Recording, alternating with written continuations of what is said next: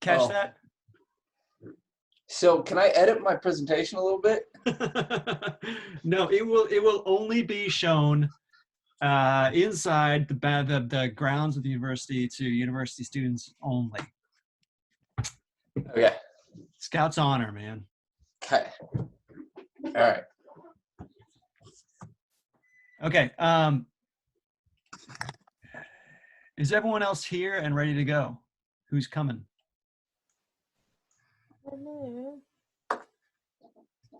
Yeah, thumbs up, everyone. Don't need to turn your things on, just thumbs up. Look at all those freaking thumbs. Okay. Wow. You got them trained well. With their thumbs. Okay. So let's just get started. We're recording right now. So I want to introduce you guys to Dr. Ryan Stark, who has been working at PICPOC for 2 years now. Yep. This month. And I'll let him talk about that experience. He's also worked in a variety of different game companies stateside, starting all the way back in the halcyon days of Flash. So he's seen many different styles of pre-production and production techniques and pipeline.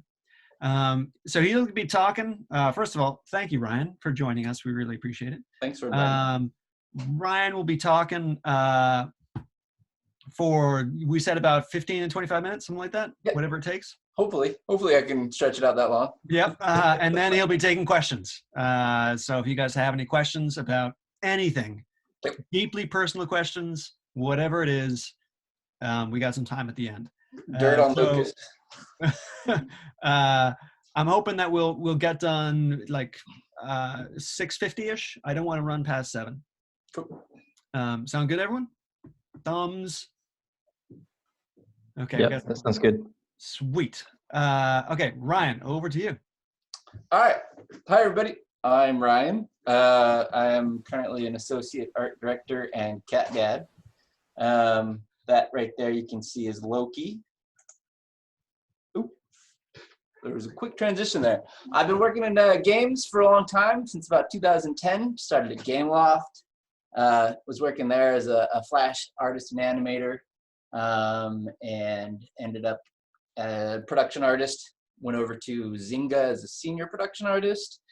Ended up getting into concept art there, as well as Rumble, Machine Zone, Play Studios, before I ended up coming over here in 2018, May, and filled a kind of a variety of roles, worked on a variety of games.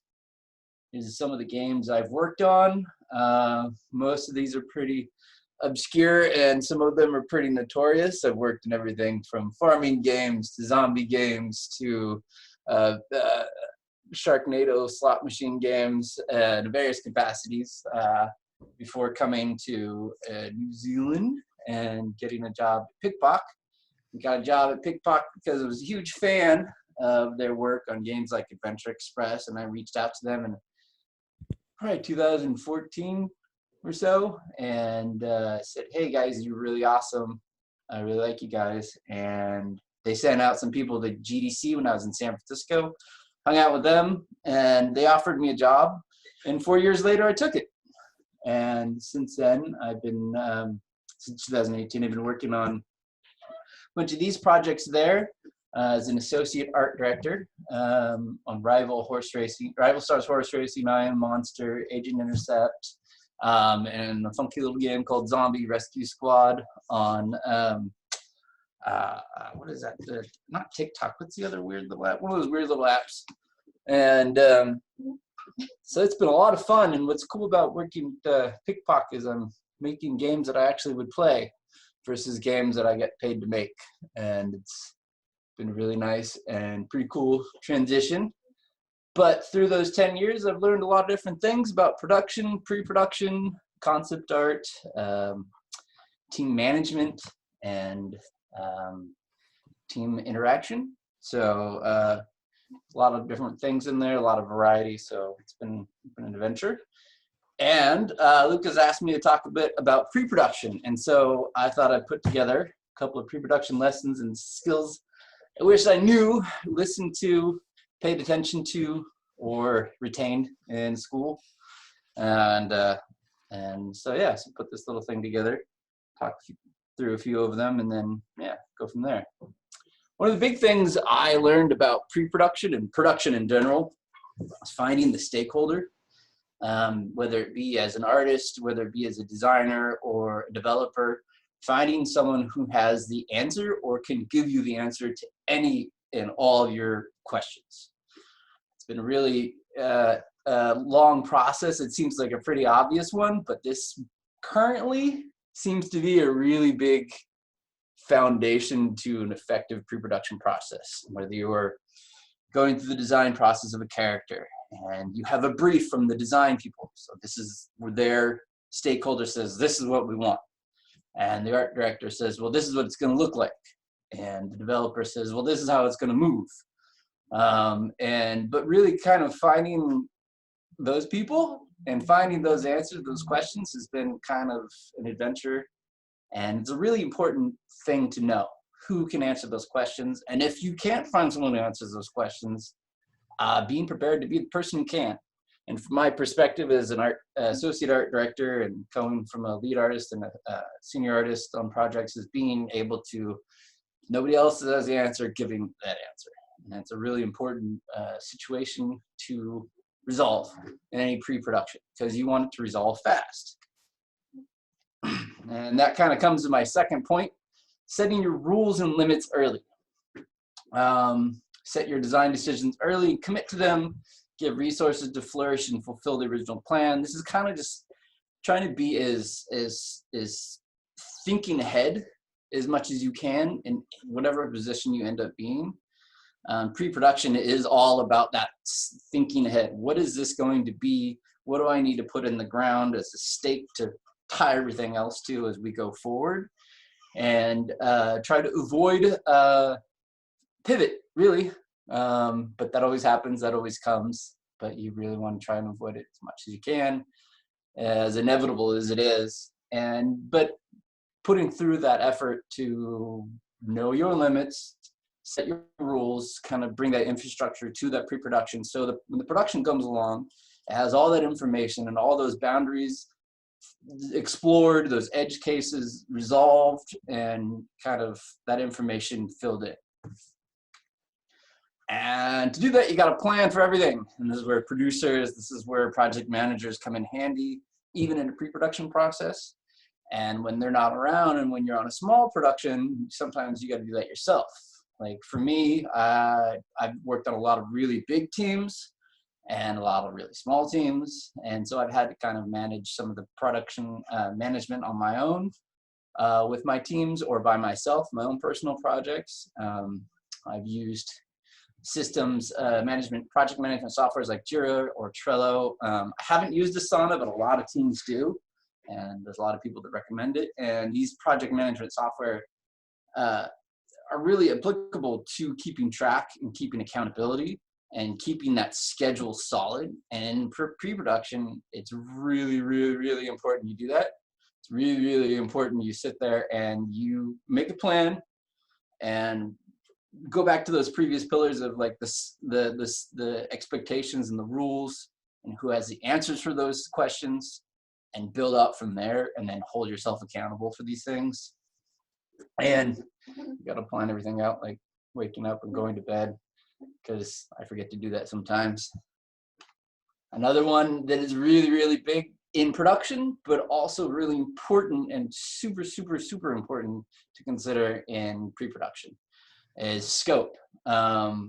Being realistic and kind of planning everything out in both your schedule and your big ideas. What is the macro perception that or macro plan you have?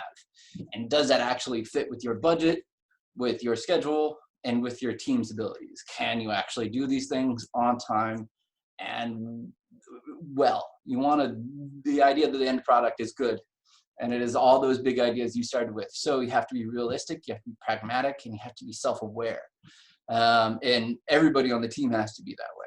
And those are really important things to try to convey, but also that self-awareness, that situational awareness, but then also asking other people on your team your peers, your stakeholders, those people who have those answers, like having their buy-in on these big ideas and these scope, and having like to fulfill the idea of scope is really, really important. And another thing, it helps you avoid siloing, kind of getting stuck inside your own team and inside your own ideas, and kind of really not thinking about everything else, not thinking about how whatever you're doing is going to affect the other teams, affect the other projects, affect the other features.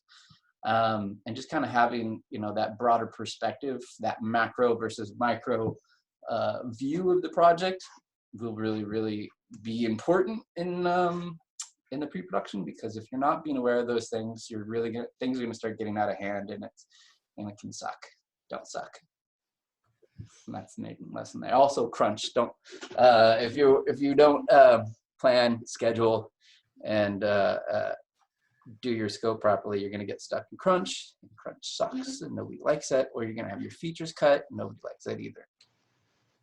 And then, kind of a really huge, big part of all of this, from my perspective, from the art perspective, it kind of feeds into design as well, is iteration. One of the things I'm guilty of, and have been guilty of for a really long time, is just putting down a piece of work and being like, oh, that's it. I did something. It's good enough. But in a pre-production environment, you want to iterate until you get to those right answers. And there's a stupid little quote at the bottom, but it's helped me out throughout my career, is you really got to find all the no's before you can get to the yeses.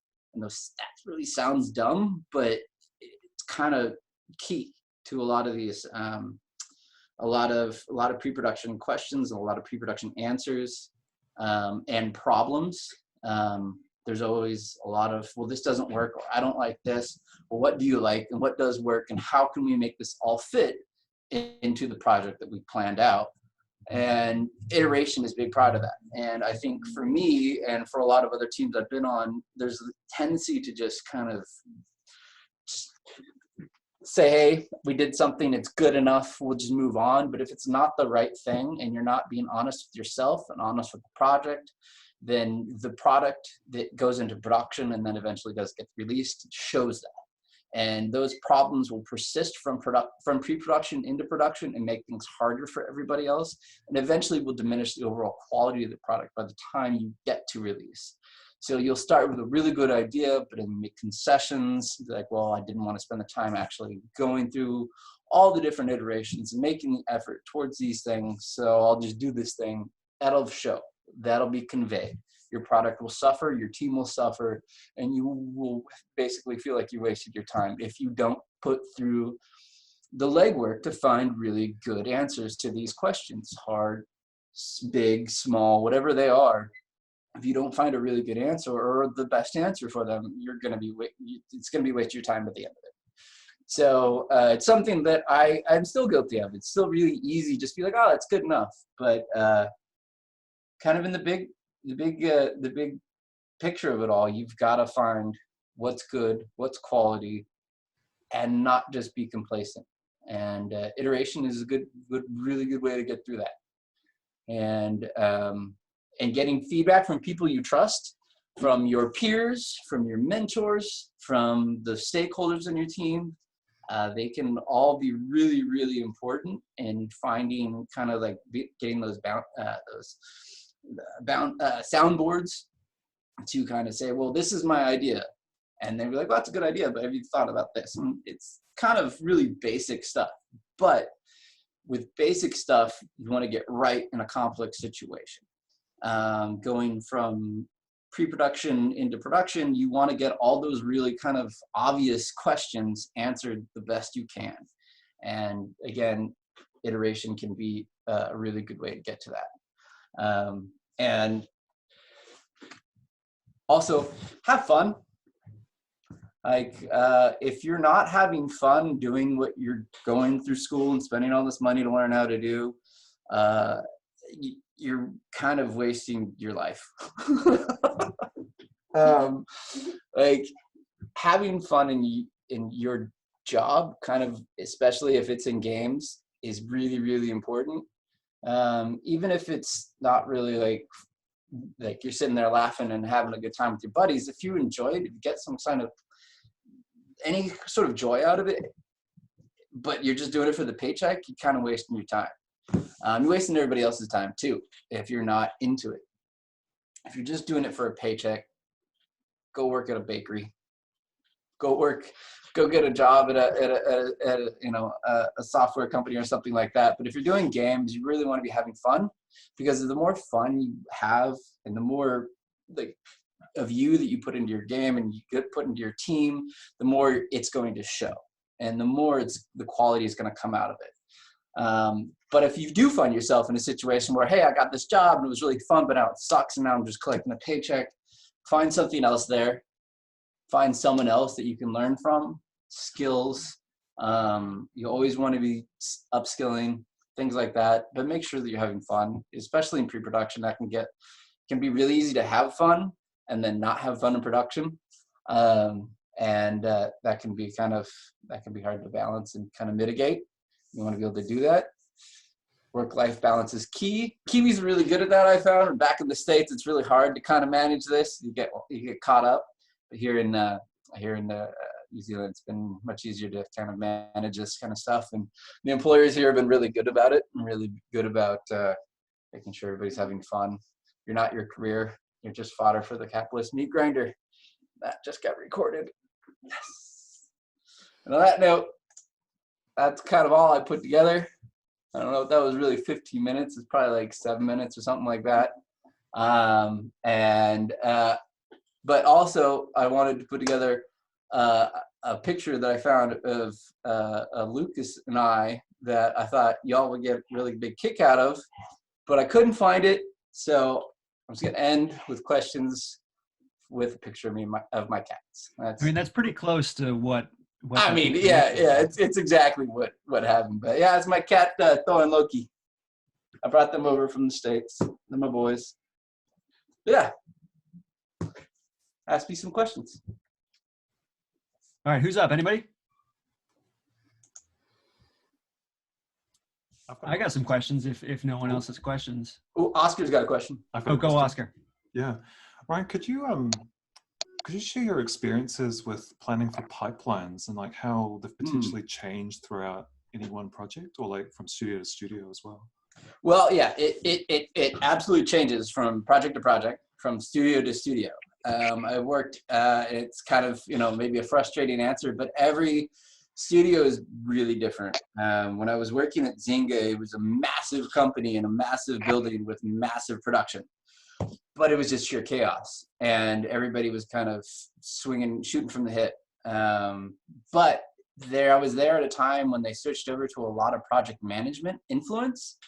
A lot of product management. Those are two different things: project management and product management. And they're two different titles, but they can get kind of granular about kind of controlling those things. But what I found as I grew in my career is that those things are really important as an artist, because when pipelines do change, as they often do, based on the needs of the core idea of the project, of the influences, external influences, how much money is coming in, how much influence or how much interest from other stakeholders. And so being agile as an employee, versatile, and kind of understanding the differences in production from, waterfall and I forget the other one, forgive me. And being able to kind of adapt is really, really important. Pipelines, you want to be able to sort that out as much as you can in pre-production. And most studios will have a kind of an inherited kind of like understanding of what their pipelines are. Like Pickpock's pipeline is so different from Machine Zone's pipeline. Though it kind of, you always get like an onboarding and kind of a training for what those things are, but they'll be vastly different based on places you work. And so for here, I can speak to like Pickpock's, their process a little bit. It's a bit of a mess, but everywhere is a bit of a mess. A lot of iteration, a lot of ideation, a lot of experimentation, and then all of that stuff, those training, those wheels of experimentation in that pre-production pipeline suddenly turn into production. And it's really hard to, and that's a lot of places I've worked at. They're all kind of like that, where you are working towards something, you're working through ideas, and all of a sudden now you're doing production. And there's a big difference between pre-production and production. And when those things cross over, it can be a little tricky. So I guess like the main key to get anybody prepared for that is be adaptable. Be willing to work in a fluid manner, being able to have as many skills as you can, and being able to adapt to the changes that come either from the design, from management, or from the natural progression of the project. You got to be able to move and move fast. It's kind of a non-answer. That's wonderful. Thank you. Hey. All right, so Marie had a question. Her question was, how do you know when your project is like finished pre-production and prepared enough to go into production? When your boss tells you it is? No, that comes to the planning phase that I was speaking to, the scheduling phase. When you are in the very first legs of pre-production, you want to be able to have a schedule. You want to sit down with your stakeholders, the people who have the answers and have the perspective of the team, and be like, what are we actually trying to do? How long are we trying to do it? What can you do? And how long will it take you to do it? And so that's where that scheduling and that kind of self-awareness comes in. You obviously will have a budget. If you work at a studio, they will say, if the idea is approved for pre-production, they'll be like, here's your budget. And with that budget, you have to like go down and plan everything on that schedule. And in that planning, you will come to a point where like, this is where we need to get into production.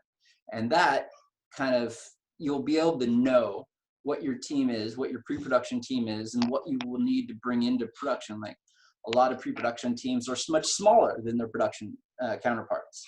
They have less people. So a lot of times their pre-production timeline is longer than the production timeline, but the production is usually a little fluid there at the end to make sure everything gets in. But you have a smaller budget, smaller team, bigger ideas, and then when they figure that out, it usually is because on a schedule it says this is when production starts. There is always a little bit of leeway in there based on iteration, based on a dynamic change through the design. But you want to plan for that at the very beginning, the very, very beginning of pre-production. You want to say, this is when we're going to start production. And you shoot for that. You hardly ever hit it, but you really, really shoot for it. And that comes, and really it's that self-awareness and kind of understanding of the stakeholders and whoever is really setting those milestones. So Ryan, just to kind of follow up, and MJ, I see you got a question next, but just to kind of follow up. So the places that you've been working at all have financial models that it's almost like an external factor is forces the transition from pre-production to production. A lot of that is based upon larger financial models that are kind of out of the production or pre-production hands. But I also know that you develop your own games. You develop your own products. At what point in time do you personally, like someone who has complete control over it, decide to switch from a pre-production mode into more of a production mode? Well, I've had varying success with that, but to keep myself honest, I try to keep I try to keep that self-awareness that I see being effective in the bigger productions I've been a part of. When I get to a point where I have these character designs I've iterated on enough, and I have this working game technical demo that is working enough, but it's no longer an iteration. It's more of a polish. When things become cohesive around that core idea that I had planned out at the beginning, and are the most distilled and functional versions of that in the timeline that I've given myself. It's all about that timeline. And my Google Calendar is just top to bottom filled with stuff, but at the very end and on my weekends is specific times that I plan on doing certain things for myself. And I have Trello boards set up with specific dates of when I finish something and when I can extend that date out and how long I can extend that date out. So for me, it has to be that self-awareness. I am aware that I have very limited time to get this done. And when I'm doing it on my own and it's my own budget, I have to be really conscientious of that and what I can do and what I can't do, how long it'll take me. It's basically a lot of practice, a lot of failure, and a lot of self-awareness. So for me, it's when it's the most distilled, comprehensive version of that original idea that I can take to production and I'm no longer iterating on. Cool. MJ. Hello. Hello. So would you be able to talk a little bit about the pros and cons in your experience of working with larger studios versus smaller studios versus independent, like 2-3 person team development? Yeah. Larger studios are really, really, really, really cool. They also really, really, really suck. So are smaller studios, and so is working by yourself.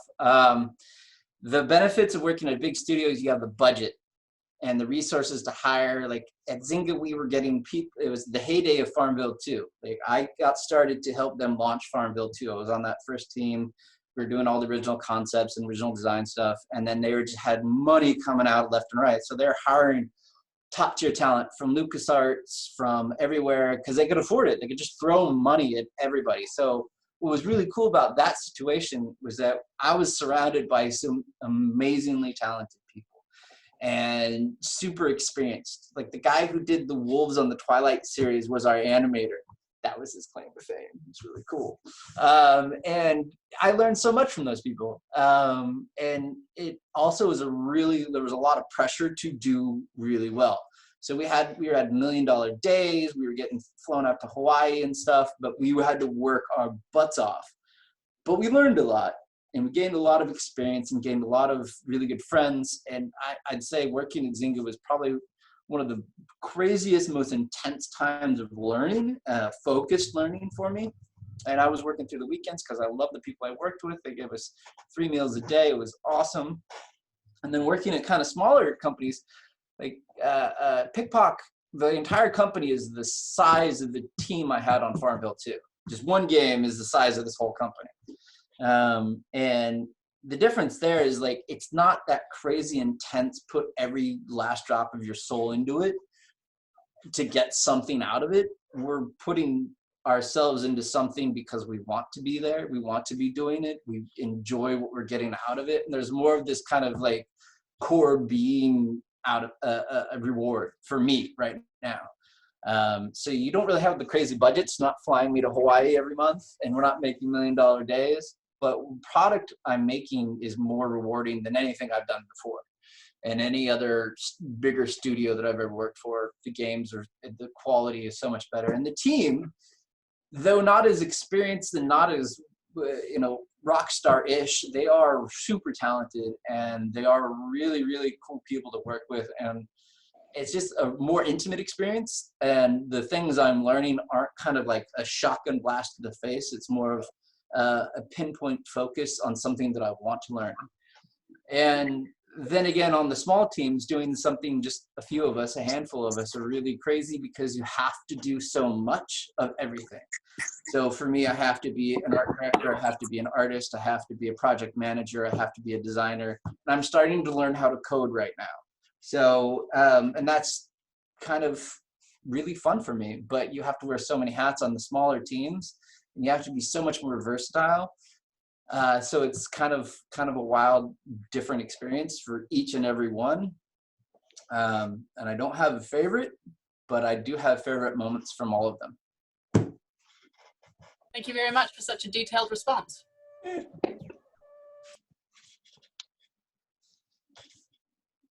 Anybody else? Okay, Luca, do you want to go? Luca, is he still here? I scared him off. Yeah, okay. I have one. Okay, go ahead. It's just about like how you would reinforce sort of a discipline upon yourself to keep going and doing things every day.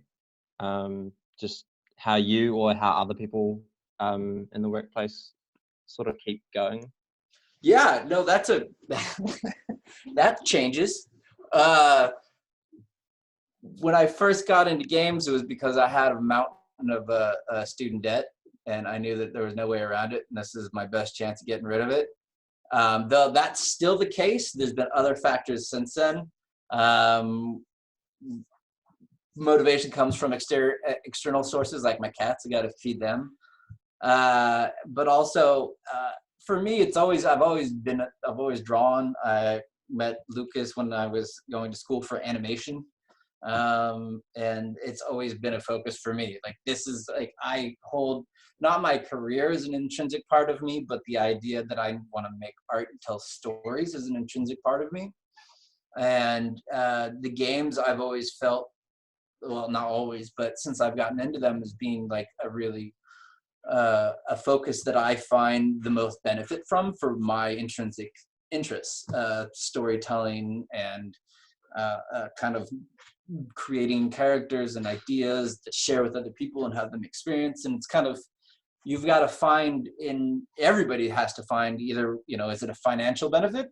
Do you find that this is really good money and you enjoy doing it, so you're going to do that? Or is it something more intrinsic, something more personal, where it's something a part of you that you can't wake up every day and then go to sleep without doing?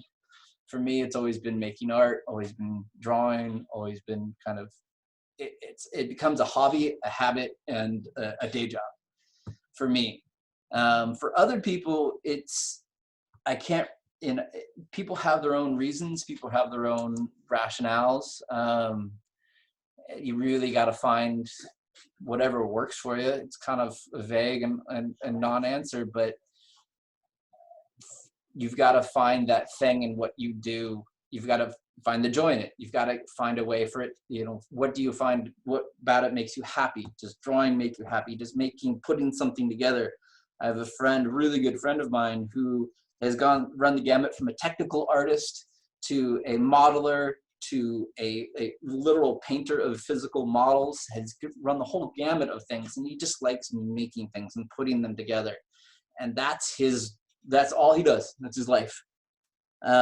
He's an insane genius, and he's really, really good at all of it, but he's also a hell of a programmer. Like, he does Python scripts all over the place, but it's just because he likes making things.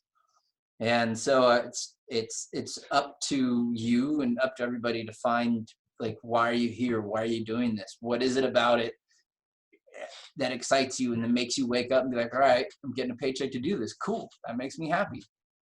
And finding that in you it's hard. And it took me a really long time to do it. I was going to cooking school before I went back to art school.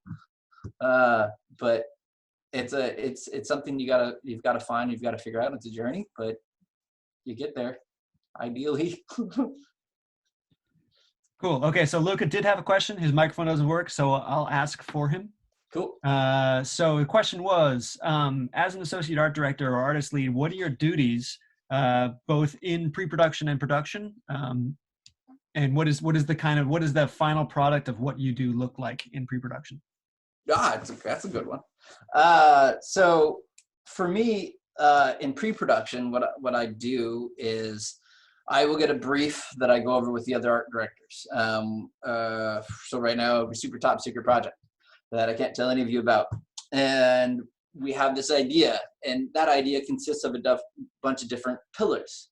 And we have to decide what that looks like. Basically, what we do is we come up with a visual library for the artists and the designers to define what that final product is going to be and iterate until they get there. So we make art Bibles, which are really detailed and thorough kind of images with notes and graphs and breakdowns of those different elements and why they're important, why they relate to the product and that specific part of the product, be it location, character, UI, overall, it's a lot of very overall meta, a macro kind of perspective, so that when an artist slots in is doing concept for pre-production, they have an encyclopedia of references to work from. And then I will be that stakeholder, like I mentioned in the slide. I will have the answers for that pillar.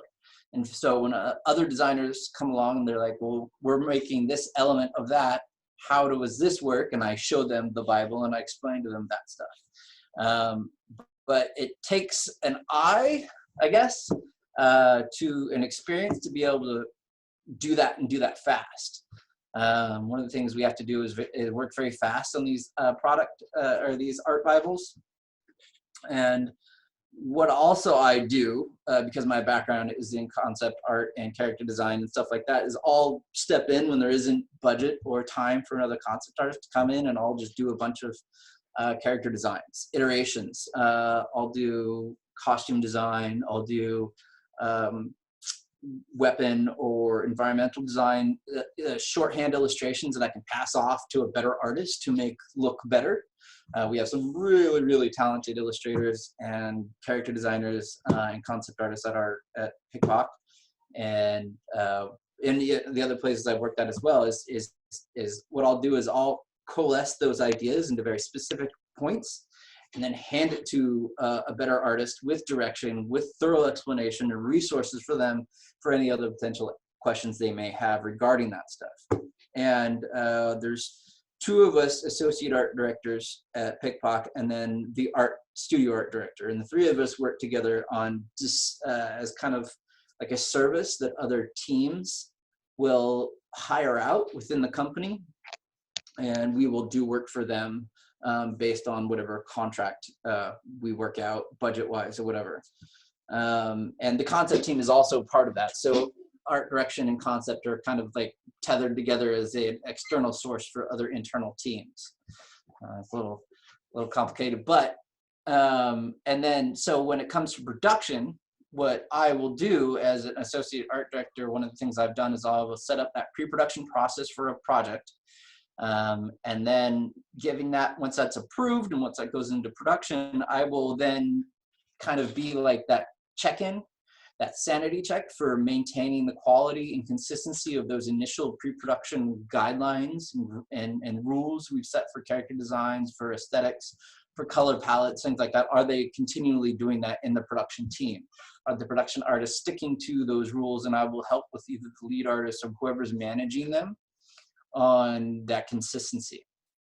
And that's a lot of what I do right now, is that pre-production vocabulary building, encyclopedia building, answer resolving, stakeholder being, and then in production it's a maintenance and consistency, quality control for the art basically, and being that point person and being responsible for that too. When my bosses and the bosses all look at this stuff, if there's anything wrong with it, it'll often come down to me, and I have to give an answer why it doesn't look like it did in pre-production, why it's changed, things like that.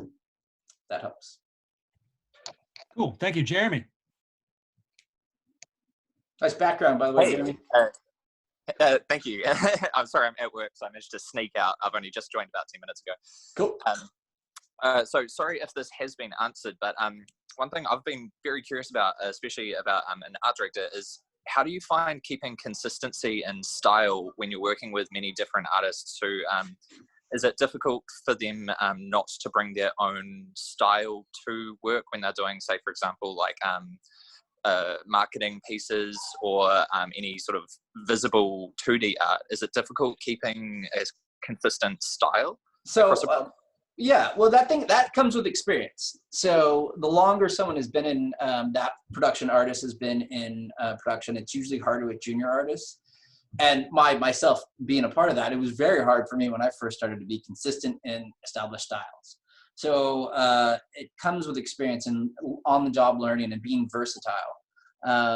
And it comes down to, like, as an art director, I have to really build out that whole vocabulary, all the examples, and break down very, very, very granularly the rules of why A looks like A and B looks like B, and what is, and having that vocabulary to explain that is really, really key, to be able to communicate to that artist what they're doing, why they need to do it, and how they could go wrong, and kind of mitigating that last part with everything else.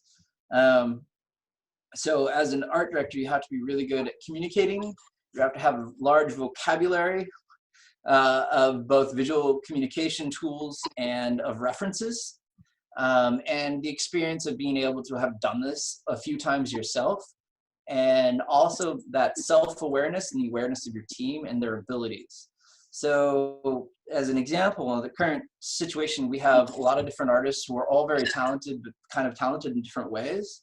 Some are really, really good at like the realistic lighting, the realistic rendering. Some are amazing storyboard artists, compositional artists, character designers, but they don't always share the same skill sets. They're not they have complementary skill sets. So a lot of times you'll be like, well, this is a really good rendering that I need done fast and quick, so I'll give it to that guy. And this is an amazing, this is a kind of a lot of story heavy sequence, so I'll give it to this girl. And you kind of ideally mitigate, or not mitigate, but ideally know the scope of the task and know the abilities of your team and be able to hand it to them, or at least know how to communicate to them what they need to do to get there. And it's very give and take and very dynamic, but ideally you learn and you figure it out. That makes a lot of sense. Thank you. Cool. Cool. All right, we got a couple more questions. I'm going to ask one question though myself, and that is within PICPOC. Let's not do PICPOC. Let's do any of the other places that you've worked at, so you don't come up with any issues about NDAs. What was the process that was used internally to green light projects? Okay. So there will be, there's stakeholders. So there's, I think that should just be a catch-all term. So there's stakeholders on a small project that will decide certain aspects. So there's stakeholders on certain departments that decide department-wide things. And then there's C staff or executive staff who are making decisions on specific things. And they're the ones who have the money and the ideas and are like, this is what we want. So at a company like Zynga, what they would do is they would have a lot of very smart people with a lot of money and a lot of focus groups at their disposal to test what the people wanted, what was their demographic, what they as a company, they knew their demographic, and what they would test the ideas and opinions of that demographic and see what they wanted. And every single company does this. They know their market, they know what they make, and they know what their audience is, and so they look and they focus on that. And they see what people are interested in. They check trends, and they have very, very smart people looking at a lot of graphs and a lot of numbers and deciding kind of what those trends are. And at Zynga, they would kind of coalesce all those ideas and all that information to specific slot machines, farming games, whatever. We called her Sally in Ohio is our generic name for the audience we had, the people who were spending all the money in Farmville. And what was Sally in Ohio buying, purchasing? And back then in the heyday of Facebook and Zynga, we had access to a lot more information than people have access to now, and it was rather dubious. But then the executive staff would be like, these are the projects that are making lots of money, so we will greenlight projects that circle this drain, that share similarities, share aspects, share the market trends, and we will put money towards this. But they have to have certain balances of successful analogs, other projects that have similar success rates, similar aspects, similar product placement, things like that. So there has to be some sort of justification. Now in smaller teams, smaller companies, has to be the person who has the money is always the person who signs off on it, whether that is a department director, whether that's a studio director. Often a studio director in the smaller studios will be the person who is the pain point for the money, and it's always up to convincing them, as they are the voice of the investors, and it really comes down to the investors. And so it's basically, can you convince someone, is your idea good enough, and do they trust you? I guess. Yeah. All right. Okay. Jeremy, do you still have your hand up? No, I don't think so. But Luca had a question in the chat that I also wanted to know. Yes. Okay. So Luca in the chat asks, I actually have another question. How did you get your first job in the industry? And what's Lucas, you want to answer that? what's the significance of this first job? Was it obvious that it led to bigger jobs? Okay, so my first job, I actually went to school for animation, kind of focused on character design and layout, which was kind of background art and storyboarding stuff. And I was doing that in school for a local company there in Portland, Oregon. And then I heard about this Flash class this guy named Lucas Haley was taking. And I was like, oh, it's my last semester in school. I need to fill out one more credit. I'll take it. And so this guy taught me Flash, basically, not just to draw or animate in Flash, but how to use the program, and some ActionScript as well, which was the proprietary programming language for it. And so I learned enough of it to actually navigate it somehow, despite my best attempts to not learn it. Lucas managed to teach me enough, and I ended up building a portfolio that was mostly Flash stuff, or there was a lot of Flash things in it. Thinking, because there was a couple of Flash studios, Flash animation studios there in Portland. And then as I left school, I wasn't really getting a lot of hits, and I was applying to everywhere and anywhere, and I applied to Gameloft, and they actually shot me down. And so a couple months later, I was applying to Quiznos, which is a sandwich shop like Subway back in the States, and I got a call from Gameloft. They actually went back to my portfolio after like 2 or 3 months or whatever and said, hey, want to chat? I ended up getting a job with them in January of 2010 as a Flash artist. And that job was kind of gonzo and crazy, but I knew enough to kind of tell them why they needed to hire me versus actually being able to fulfill the role. I had never worked on a game before, and they put me in charge of the entire project, and it was really kind of crazy. And that job, that one class, I blame Lucas for my entire gaming career, and that really kind of opened the doors, because from that job, as soon as I got my foot in the door there, I was able to kind of figure everything else out in games and apply what drew me to animation back to that whole personal interest and what keeps you going question. What got me going in animation and filmmaking, I found, was actually also applicable to games. And I found a lot of rewarding things in the gaming industry. And so I focused on that and had a lot of success. Well, success for me through that. So hopefully that answers the question. Does it? Yeah, I think so. I'm going to ask another question for you.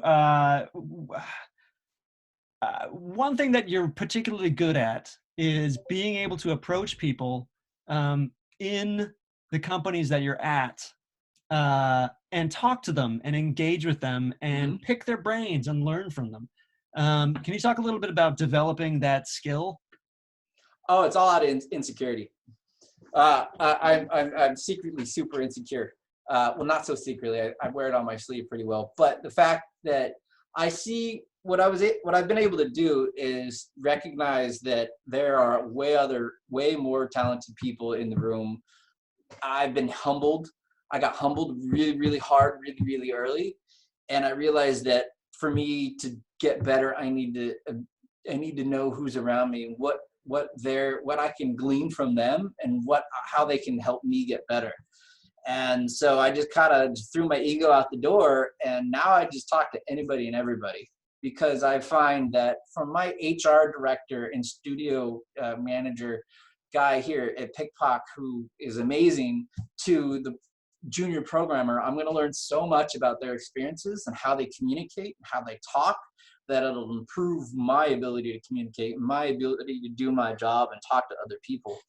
And I've had a lot of success with that, just saying hi to people and just treating them like humans and trying to learn from them, but then also like, why are they there, and engage with them and see what's going on. And it's been really helpful for me to kind of just talk to people and engage with them and realize that, you know, I've got a lot to learn from anybody and everybody. If they're willing to be here, why are they here? It's probably something I could learn from them. So that's kind of my rationale for engaging with people. Cool. All right, so we're at 6:50. Does anybody have any last questions that they want to ask? I have a question. Hello. Hi, Molly. I was wondering what kind of tools or what kind of just like discipline, I guess, you use to making like good timelines and like good scope in terms of like your ability to finish stuff. Well, I do a lot of Google Calendar and Trello in terms of like project management and kind of stepping back and kind of trying to see the bigger picture. Those two are really handy for that. But then also kind of it's been a bit of a learning to kind of figure out what works. A lot of times I will just draw in my sketchbook and just try and map things out in a drawing and be like, here's this thing that I'm trying to do. How does this relate to this? Does my schedule fit for this kind of expectation? But, and then trying to translate that to something like Trello or something like Google Calendar or even just Google Docs. I will just write stuff out and then put that over into Google Sheets and literally get really detailed about that stuff, because the further you go, the earlier you go with that kind of mapping all those things out, the better you'll be in actually executing on those ideas, executing on those expectations you have for the project. The more granular you get, the earlier, the better you will fare at the end of the project. Cool, thank you. Yeah, good luck. All right, last question. Are you going to be available to play test their games and get feedback? Yeah, what? I like games. I'll just put you on the spot right there. Yeah, I did it last time. I told you I'd do it. Cool. Okay, I'll get you set up. Do you use Discord at all? I do. Okay, I'll get you set up with the internal playtest ones, and Cool. you can get the Friday builds. I'm Awesome. having them all do Friday builds. So, Yeah, it's great. Cool. All right, thanks everybody. Thanks All for right. listening to me. Thanks, Ryan. Thanks, Thank Ryan. you. Thanks. Have a good night. Thank you. You too. Bye. Bye. Bye. Good luck in the meat grinder. Yeah. How do you hang Thanks a lot, Ryan. How do you hang up? How do you get out of here? It's on phone top right. All right, guys. Hopefully that was useful. Those of you who did stick around, I did record it, so I'll figure out how to get that up somewhere, and we'll call it good. That was wonderful. Okay. That's really great. Thanks. Thanks, Lucas. We'll get him into the testing Discord, and we'll see if we can get some feedback from him too. That'd be so We're cool. organizing this, Lucas. Yeah, of course. Okay. We'll see you guys later. Okay. See Bye. ya. Have a good night.